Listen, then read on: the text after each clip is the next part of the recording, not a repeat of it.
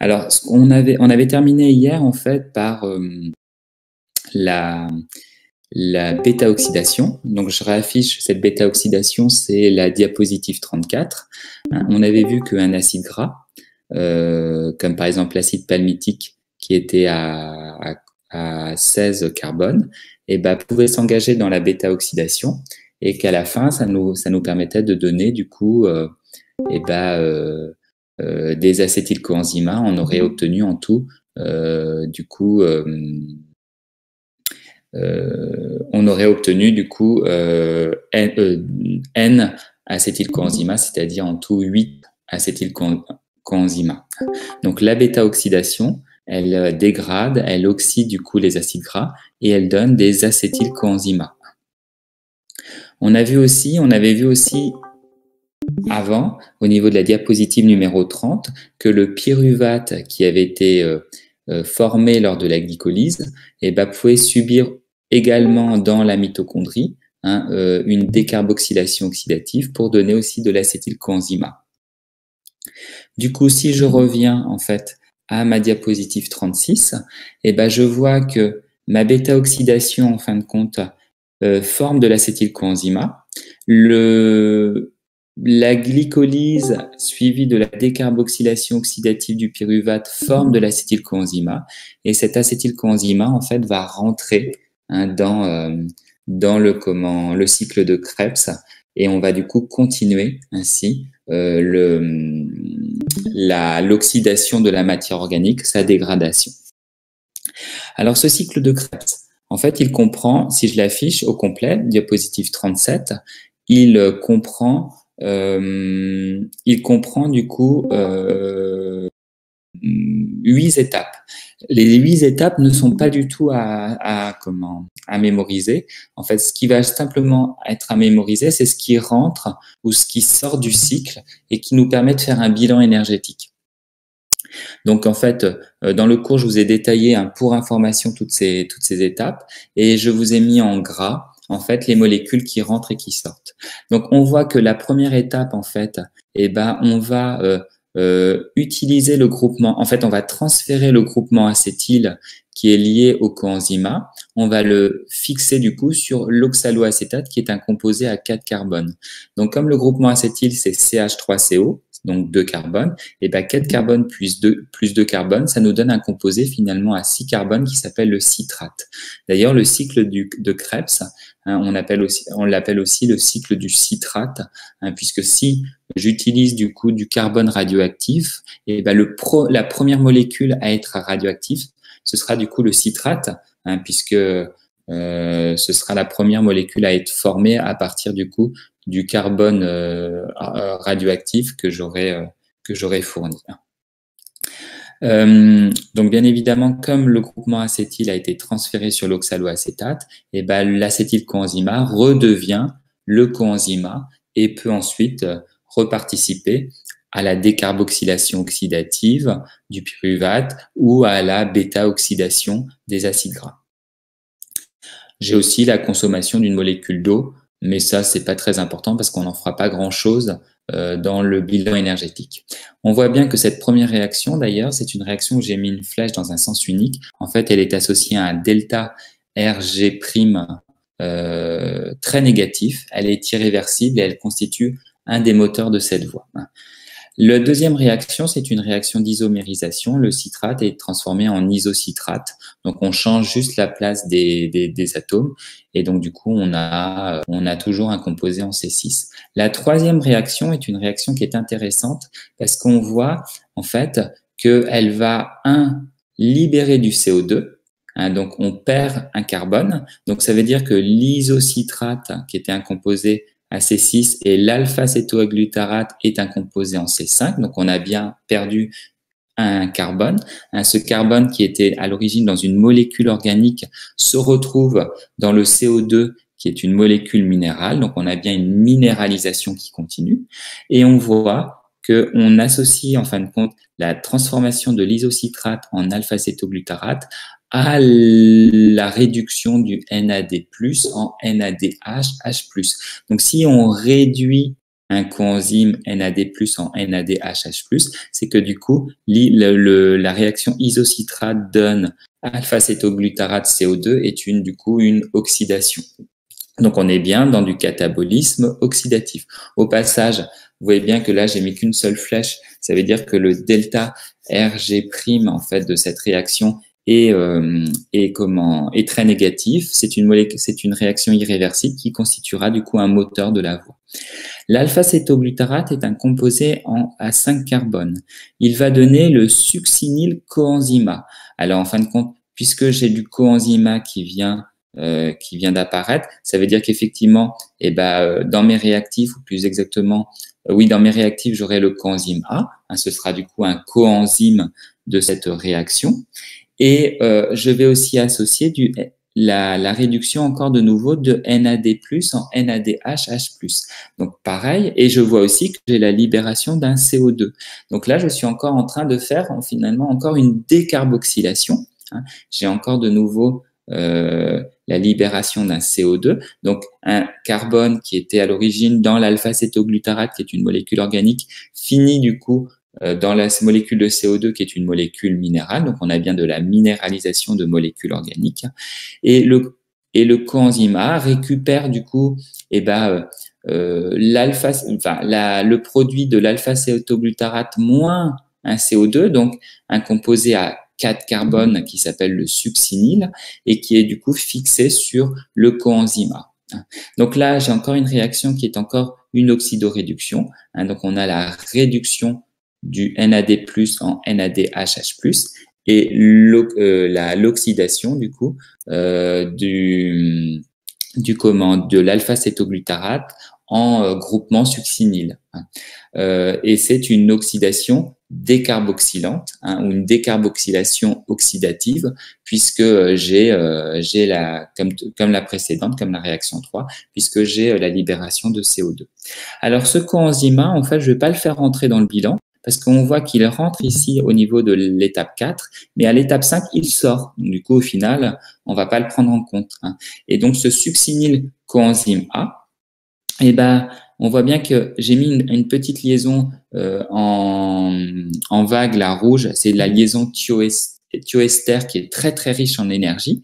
Elle va être cassée, et ça va permettre du coup la phosphorylation du GDP en GTP. Donc on va accrocher un groupement phosphate sur le GDP pour donner du GTP, et très rapidement après, le GDP va être hydrolysé pour transférer son groupement phosphate à l'ADP qui donnera du coup de l'ATP. Donc là, étape 5, c'est encore une étape qui est importante parce que finalement, elle me permet de régénérer en fin de compte du GTP mais qui va régénérer de l'ATP. Donc je vais faire une régénération d'ATP par transphosphorylation. Je m'arrête déjà ici. Est-ce qu'il y a des questions sur ces 5 premières étapes ?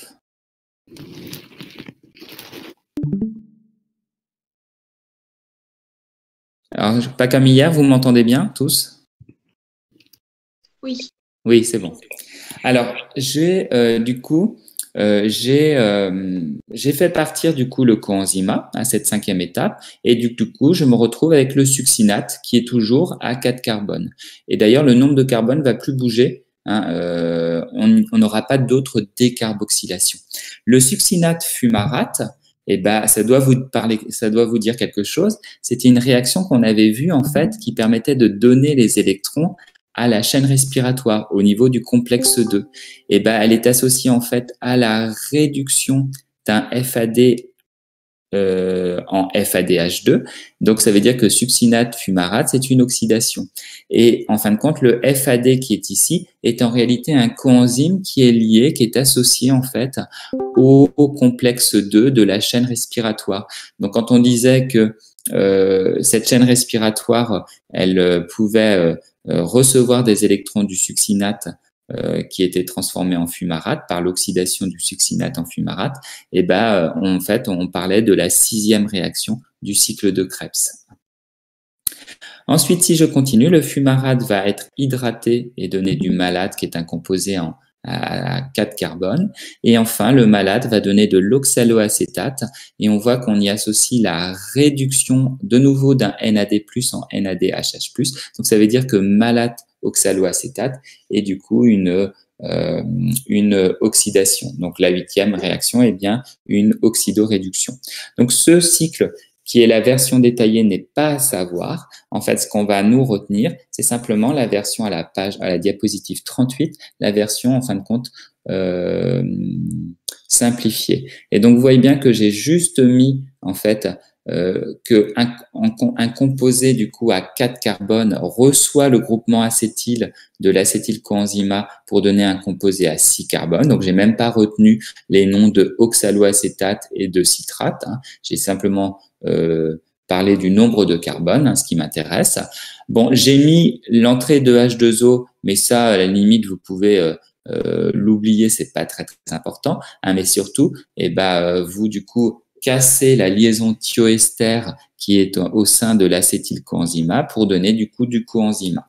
Et tout autour, je retrouve quoi? Je retrouve mes 3 NAD+ qui ont été réduit en NADHH+, donc un au niveau de la réaction 3, de la réaction 4 et un dernier au niveau de la réaction 8. Hein.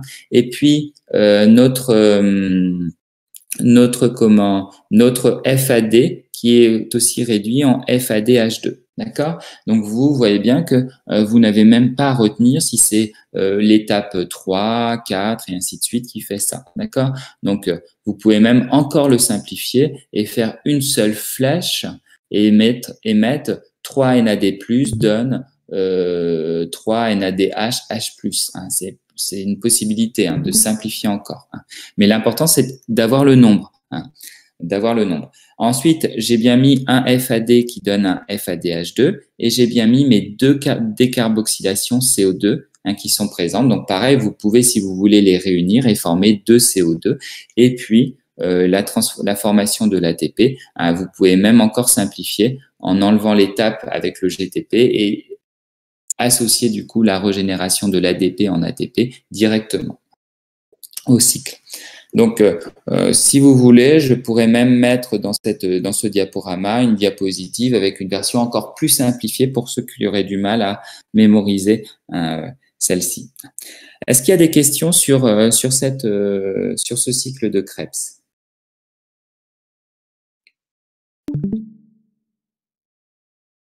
Pas de questions? Alors, ce cycle de Krebs, au final, qu'est-ce qu'on voit? En fait, on voit qu'on a fait rentrer un groupement acétyl à 2 carbones et on voit qu'on a fait sortir 2 CO2. Donc, ça veut dire qu'on a entièrement finalement minéralisé notre matière organique.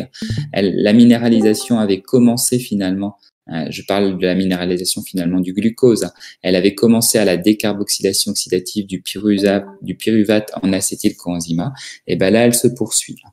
Je vois aussi que j'ai la production en fait de 3 NADHH+. Je suis dans la mitochondrie, ces NADHH+ vont pouvoir aller se rendre au niveau de la chaîne respiratoire, ils vont se faire réoxyder au niveau du complexe 1 et donc du coup vont permettre chacun de transloquer 10 protons et donc de régénérer 3 ATP. Donc 3 NADHH+ formés égale du coup 3 fois 3, donc 9 ATP régénérés par l'ATP synthase. J'ai un FADH2 qui a été aussi produit. Et ce FADH2 va être réoxydé au niveau de la chaîne respiratoire, mais là, cette fois-ci, au niveau du complexe 2, hein, pour redonner du coup du FAD. Et cette entrée des électrons au niveau du complexe 2 ne va permettre que la translocation de 6 protons. Donc, on va avoir que 2 ATP produits. Et j'ai mon ATP qui a été produit par transphosphorylation, non pas via l'ATP synthase. Donc, au total, j'ai du coup 9 plus 2 plus 1. Ça fait en tout 12 ATP régénérés par acétylcoenzyma qui est engagé, qui rentre du coup dans le cycle de Krebs. J'ai du coup terminé avec le bilan énergétique en fait du cycle de Krebs. On va rentrer. Alors, est-ce qu'il y a des questions sur ce bilan?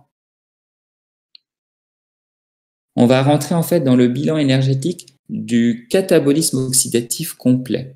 Si je résume, j'ai en fait fait rentrer dans mon catabolisme oxydatif, je vais reprendre ma diapositive 36, et je vois bien que toutes mes flèches en rouge, si je remonte en amont, je tombe soit sur le glucose, soit je tombe sur l'acide gras. Si je prends par exemple le glucose, on sait qu'il a d'abord subi, diapositive 26, la glycolyse. Et cette glycolyse, elle m'a permis de former du coup 2 pyruvates. Et lors de cette glycolyse, j'ai régénéré 2 molécules d'ATP directement.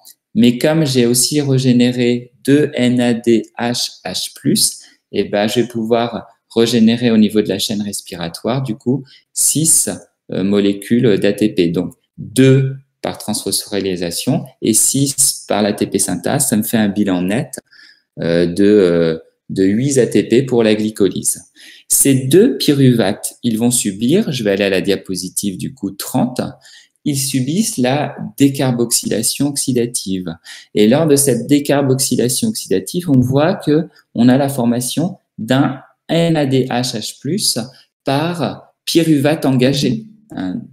Donc, ça veut dire que comme j'avais 2 pyruvates, je vais pouvoir du coup former 2 NADH+, qui, une fois qu'ils seront réoxydés au niveau de la chaîne respiratoire, me permettront de régénérer 2 fois 3, donc 6 molécules d'ATP.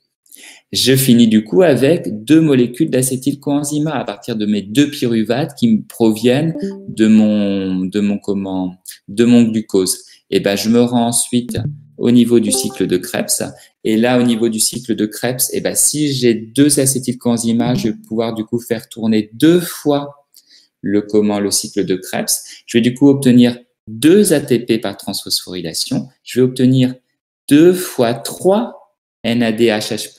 Donc, en tout, ça fait du coup 6 NADH+, qui vont me permettre de régénérer au niveau de la chaîne respiratoire, de l'ATP synthase, du coup, 6 fois 3, c'est-à-dire du coup 18 ATP. Et j'ai un FADH2, donc j'en aurai 2 puisque j'aurai fait 2 tours, puisque j'ai 2 acétylcoenzymes qui vont me permettre de me régénérer du coup 2 fois 2, donc 4 ATP. Donc en tout, ça nous fait 4 plus, on a dit du coup 6 fois 3, donc 18. Donc 4 plus 18, ça fait 22. Plus les 2 ATP régénérés par transphosphorylation, ça fait du coup du 24. Donc en tout, et là j'ai terminé du coup l'oxydation du glucose, puisque mon glucose il a été transformé en 6 CO2, 2 CO2 au niveau de la décarboxylation oxydative, puisqu'on l'a fait 2 fois. Et comme on a fait 2 cycles de Krebs, on obtient du coup 4 CO2. Donc 4 CO2 plus 2 CO2, ça fait en tout 6 CO2. On a terminé du coup, on a bien les 6 carbones qui ont été minéralisés du C6H12O6, c'est-à-dire du glucose. Et j'ai obtenu en tout 38 ATP, d'accord? Alors ça, c'est uniquement si je peux faire tourner, bien évidemment, ma chaîne respiratoire et donc si je dispose de l'O2, je suis à la diapositive 36. Mais si j'en dispose pas, à ce moment-là, je vais ne faire que la glycolyse qui va être suivie d'une fermentation et je n'aurai que 2 ATP simplement. Donc autrement dit, j'aurai un bilan énergétique beaucoup plus faible en fermentation qu'en respiration. Vous comprenez pourquoi la cellule va privilégier justement la respiration par rapport à la fermentation. Est-ce qu'il y a des questions sur ce bilan énergétique associé au glucose? Donc, le bilan énergétique du catabolisme oxydatif des glucides, comme le glucose. Oui, ce qui me perturbait, c'était que l'année dernière, du coup, en spé, on avait entendu parler de 36 ATP. Et du coup, je voulais savoir d'où venait la différence. En fait, la différence, si tu veux, de 36, c'est une question de prise en compte des importations en fait des molécules. En réalité, tu vois bien que quand sur ma diapositive 36, quand je fais rentrer par exemple le pyruvate, j'utilise de la force protomotrice. D'accord? Quand pareil, quand je vais faire sortir de l'ATP, j'utiliserai aussi des transports actifs secondaires. Donc du coup, en réalité, le bilan que je viens de vous présenter, c'est un bilan qui est un peu surestimé puisque la force protomotrice va pas tout à fait entièrement être utilisée pour régénérer de l'ATP. Hein, cette force protomotrice au niveau de la membrane interne, elle est aussi utilisée pour faire des transports actifs secondaires et notamment associés associés aux protons. Alors c'est l'exemple de l'importation du pyruvate, c'est aussi l'exemple de l'importation en fait du PI hein, dans la mitochondrie. Est-ce que j'ai répondu à ta question? Oui? J'ai pas entendu. Elle a dit oui. Ok. Alors, on va passer maintenant au bilan du catabolisme cette fois-ci, mais des lipides. Donc, je vais prendre l'exemple de l'acide. J'ai pris l'exemple en fait de l'acide palmitique, qui est un acide gras à 16 carbone. Et ben, cet acide palmitique, il va rentrer du coup dans la bêta-oxydation. Avant, au préalable, il va se faire, je suis à la diapositive 34, activé par la consommation d'un ATP. Donc, on va avoir l'hydrolyse d'un ATP qui va du coup donner un acide coenzyma à partir de cet acide palmitique. Et notre acide palmitique, eh ben, il a 16 carbone. Donc, autrement dit, 2N égale 16. Donc, N égale du coup 8. Ça veut dire qu'il va pouvoir faire eh ben, N-1 tour, c'est-à-dire en tout 7 tours. 7 tours, ça veut dire qu'il va du coup, s'il fait 7 tours, eh ben, ça veut dire qu'il va produire 7 FADH2 et du coup il va produire aussi 7 NADHH+, et il va produire en tout 7 acétylcoenzyma plus le dernier, hein, donc 8 acétylcoenzyma. Donc là, avec ma bêta-oxydation, je vais pouvoir faire du coup, si j'ai 7 FADH2, je vais faire 7 fois du coup, je vais pouvoir régénérer 7 fois 2, donc 14 du coup 14 du coup ATP. Hein. Et le NADHH+, comme j'en ai 7 aussi, au niveau de la chaîne respiratoire, je vais pouvoir faire 7 fois 3.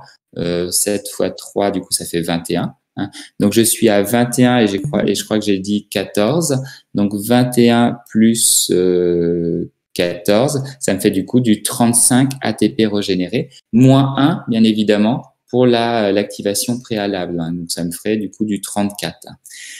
Par contre, j'ai produit aussi du coup 8 molécules d'acétylcoenzyma. Et donc, ces 8 molécules d'acétylcoenzyma vont faire tourner 8 fois le cycle de Krebs.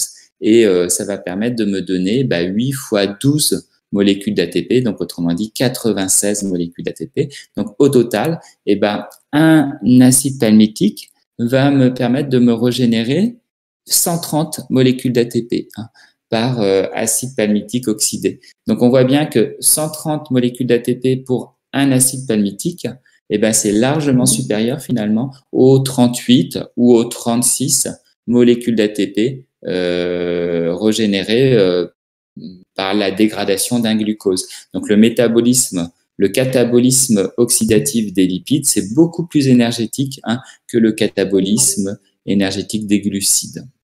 Est-ce qu'il y a des questions sur ce bilan?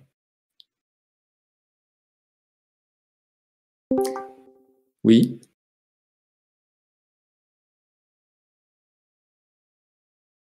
Pas de questions?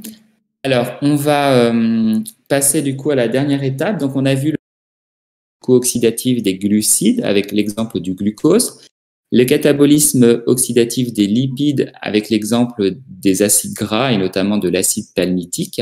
Et il reste un dernier nutriment, organique, c'est le catabolisme des molécules azotées, avec notamment le catabolisme des protides et le catabolisme notamment des acides aminés. Donc ces acides aminés, je suis à diapositive 40, en réalité quand ils vont être oxydés, ils vont permettre la réduction en fait de coenzyme NADH en NADHH+, et ils donneront en fait ce qu'on appelle des composés intermédiaires, comme par exemple ici l'oxaloacétate. Ces composés intermédiaires, en fait, au passage, je les ai pas définis, mais un composé intermédiaire, c'est une molécule qu'on peut pas faire rentrer dans la catégorie des glucides ou dans la catégorie des lipides ou dans la catégorie des protides. Ce sont des petites molécules qui ne sont pas des oses, qui ne sont pas des acides gras, qui ne sont pas des acides aminés. Ils sont entre les deux dans le métabolisme, et donc du coup, on parle de composés intermédiaires.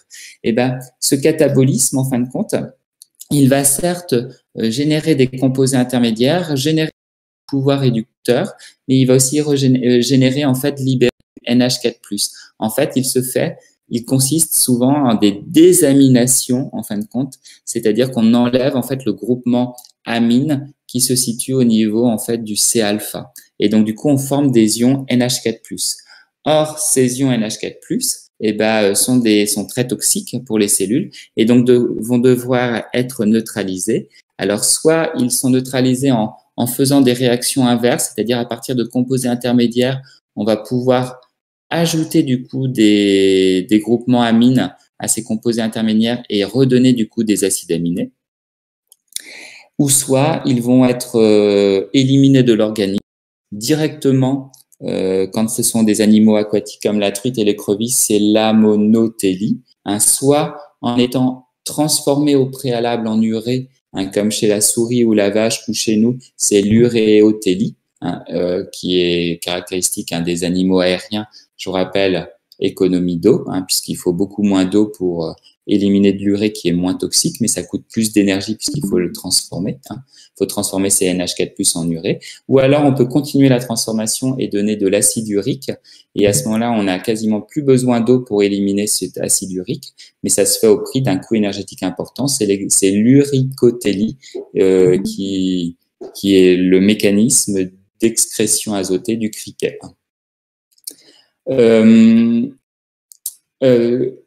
Là aussi, ce que j'ai un peu oublié de dire, c'est que quand vous regardiez la formule chimique, en fait, le bilan de la désamination en fait d'un acide aminé, on voit bien qu'on produit du NADH+.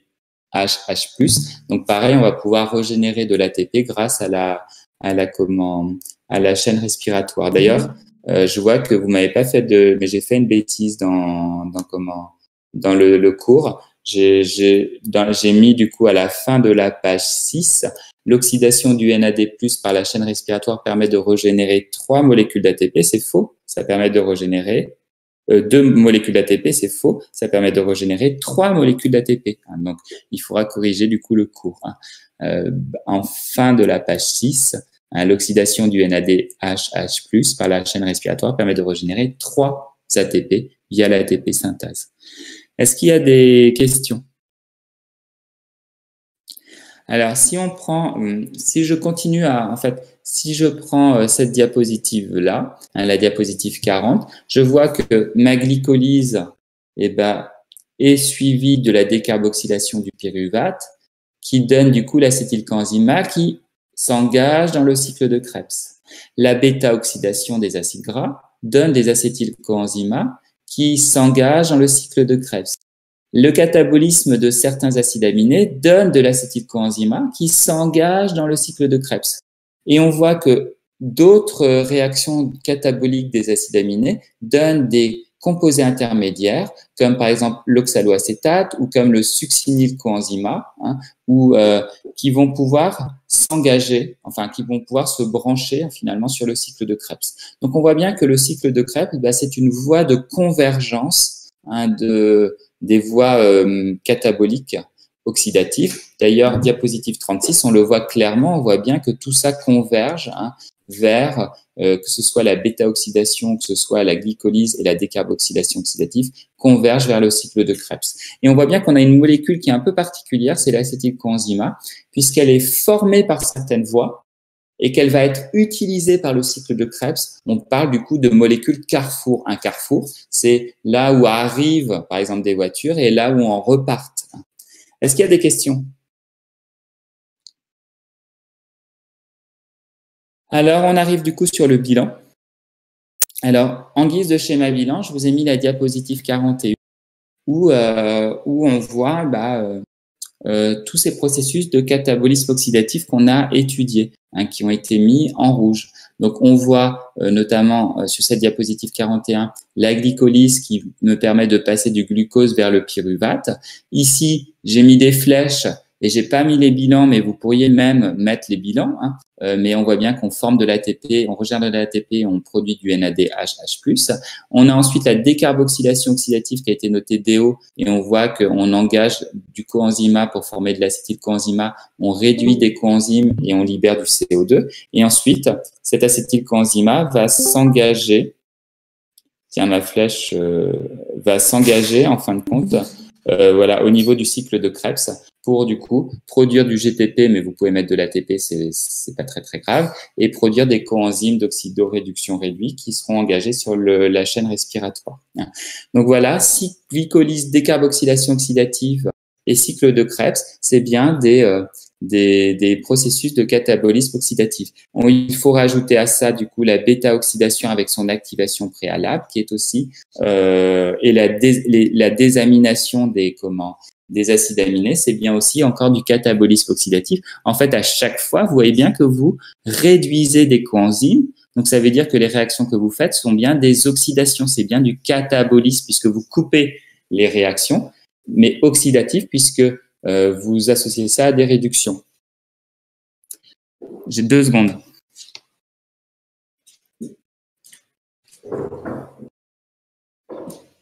Est-ce qu'il y a des questions sur cette notion de catabolisme oxydatif? Est-ce que vous avez bien compris la notion catabolisme? Ça veut dire que je dégrade, je casse des liaisons covalentes, et oxydatif parce que je réduis des coenzymes.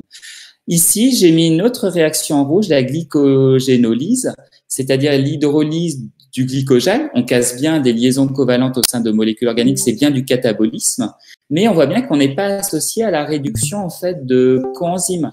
Donc, on fait pas de l'oxydoréduction, donc c'est du catabolisme, mais qui n'est pas oxydatif. D'accord pour tout le monde? À côté de ça, j'ai mis des réactions en vert. Les réactions qui sont en vert, en fait, c'est toutes les réactions d'anabolisme, de biosynthèse qu'on a étudiées. On a étudié la réplication et la transcription, qui sont du coup de l'anabolisme pour fabriquer des acides nucléiques. Ici, j'ai la lipogénèse avec la fabrication de lipides membranaires au niveau du REL. Et j'ai aussi la traduction qui me permet de fabriquer des polymères d'acides aminés, des protéines. D'accord? Et ben, vous voyez bien que ou alors j'ai mis aussi la glycogénogénèse qui permet de fabriquer du coup le glycogène à partir du glucose.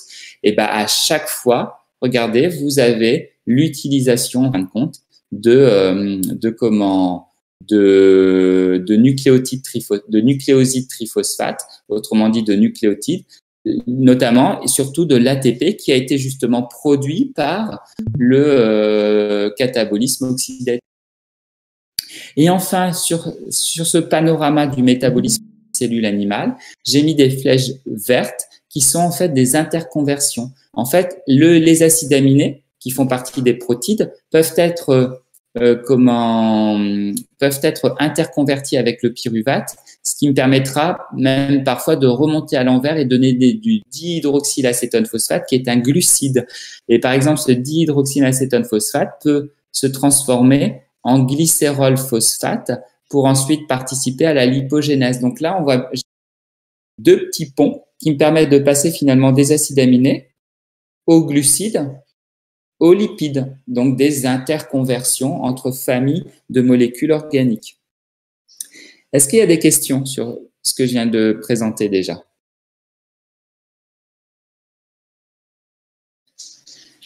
Ce qu'il est important de comprendre, c'est la notion de minéralisation. Les carbones, au début, sont dans le glucose, sont par exemple dans les acides aminés ou sont dans les acides gras. Ce sont des carbones qui sont du coup dans des molécules organiques. Et tout à la fin, finalement, ce carbone se retrouve dans le CO2, qui est une molécule minérale.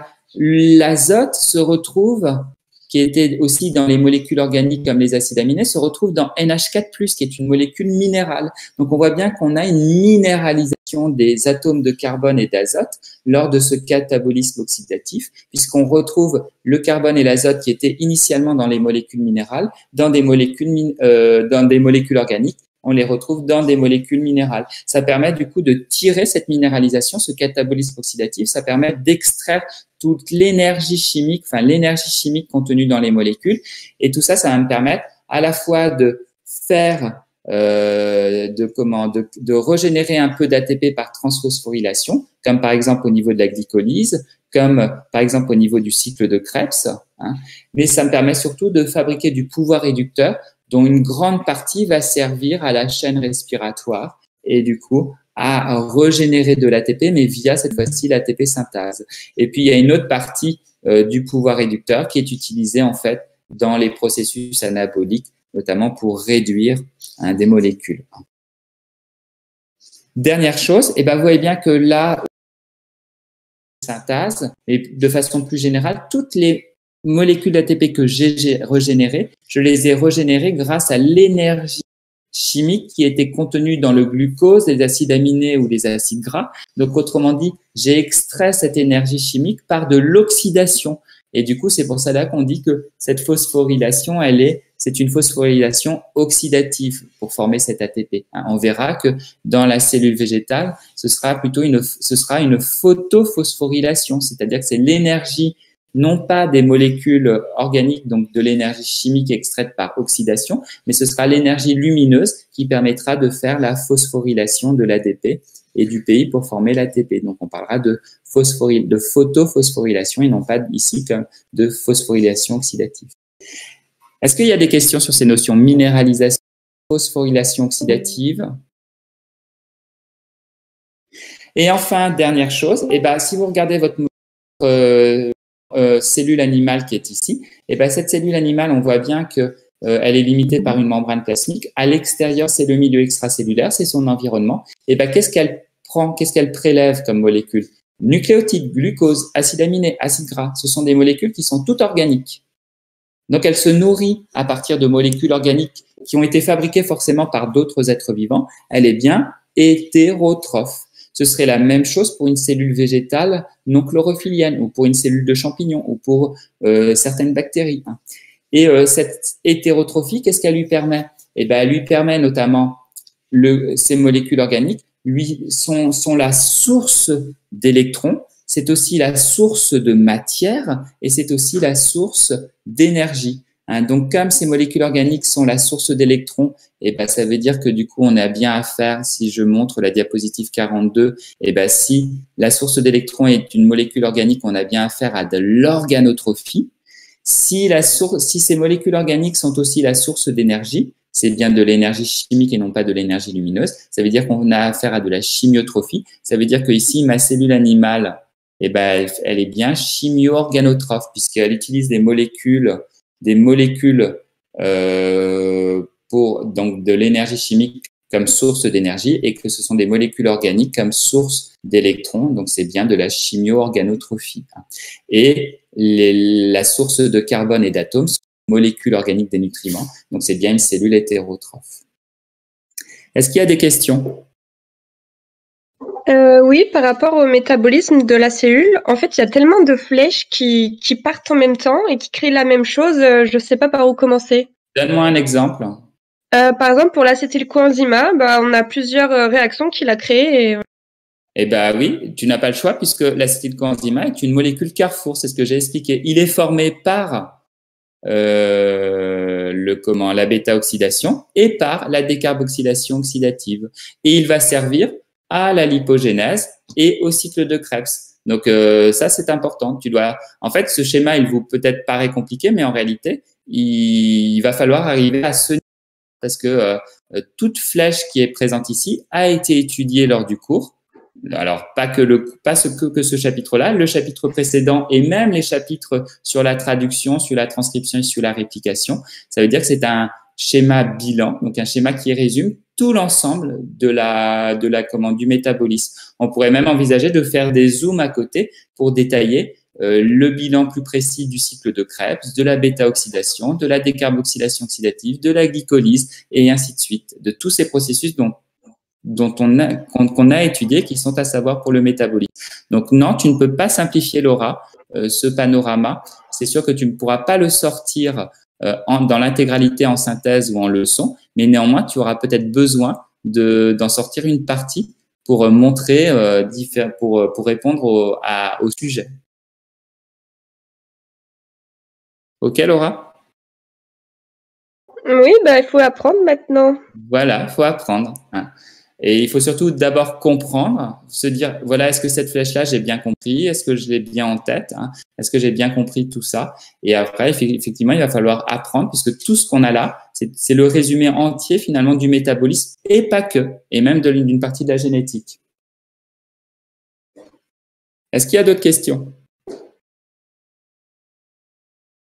Donc, on voit bien que pendant les vacances, et pendant la semaine notamment off, vous avez un gros travail à faire sur ce métabolisme, qui est un travail peut-être pas aussi dur que sur la biochimie, mais qui est un travail quand même difficile, parce que c'est vraiment un travail de bilan, d'essayer de digérer tous ces cours pour pouvoir avoir maintenant une vision globale des choses. Et c'est, je vous le dis tout de suite, des chapitres qui sont interrogés au concours et qui font vraiment la différence. C'est-à-dire que là, on voit les étudiants qui n'ont rien compris, les étudiants qui ont tout compris. Hein. Donc, il faut vraiment faire l'effort parce que c'est là où souvent, en biochimie et en métabolisme, que les écarts se font. Hein. Donc, il faut bien comprendre et bien apprendre tout ce schéma. Donc, c'est pas de l'apprendre d'une seule traite, c'est vraiment au fur et à mesure que vous allez réviser vos cours, c'est de vous dire, tiens, là, j'ai fait cette partie-là du schéma.